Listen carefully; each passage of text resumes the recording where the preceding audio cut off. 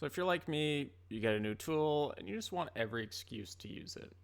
In my case, I got a TIG welder, so that means I'm legally required to try to do some exhaust work, especially when you have an old car with a leaking flex pipe.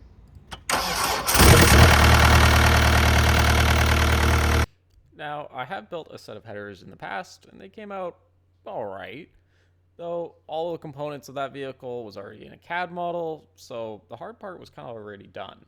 Now, what I wanted to do was make a template from 3D printed parts, purchase exhaust tubing, and fab it up for my Golf. Now, if you're just looking to obtain my files for a variety of exhaust sizes, just check the link in the description to my Thingiverse page. If you see the tube size that you want on the screen, go for it. If there's enough requests, I can always add the specific tube and corresponding centerline radius of it. Each tube size comes with multiple files of different straight lengths as well as labeled angles, so you should be able to make almost any combination of length tube for your application. I got bored and used ChatGPT to make some macros in SolidWorks, so it's simply a matter of inputting the diameter and centerline radius of the tube and hitting run now.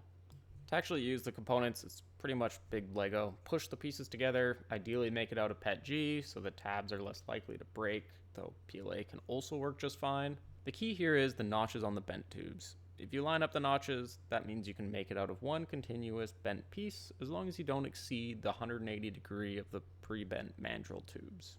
So you might be expecting me to build an exhaust for my car during the rest of the video, though you're sadly mistaken. This car is for sure on its last legs between the bits of rust, peeling clear coat, as well as the wobbly crankshaft pulley due to the worn out keyway on the crank. It's just not worth it for me. Maybe if the video does well, I may change my mind as it's likely only a weekend of effort and a few $100s in material to increase the size of the downpipe and to fix the slightly leaky flex pipe. I honestly just enjoy 3D printing, making tools, and learning new skills in SolidWorks, so I got my satisfaction. In the next version, I hope to make a similar program to auto-generate a marking tool similar to the one shown for all the same size tubing. That's all for this one, short and sweet. Let me know if you try out any of the tube sizes and how they work out for you.